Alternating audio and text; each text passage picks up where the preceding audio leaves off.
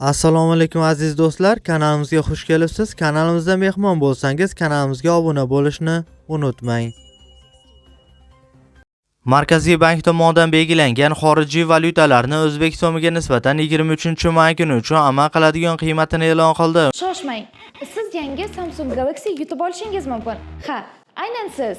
Buning uchun bilet sotib olish yoki pul tikishni keragi yo'q.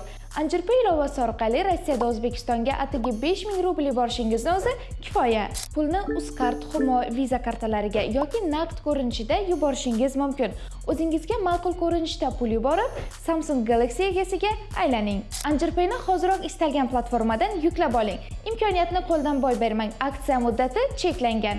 Unga ko'ra dollarning rasmiy kursi 41 so'mga pastlab, 1 AQSh dollari 11979 so'm tashkil etdi. Bundan ko'rinadiki, 100 AQSh dollari 1,197,964 so'mga teng bo'ldi. Yevro kursi esa 77 so'mga pastlab, 1 yevro 13901 so'm tashkil etdi. Bundan ko'rinadiki, 100 yevro 1,390,117 so'mga teng bo'ldi. Rossiya rubl kursi esa 2 so'mga pastlab, 1 Rossiya rubli 167 so'm tashkil etdi. Bundan ko'rinadiki, 1000 Rossiya rubli 167 ming so'mga teng bo'ldi.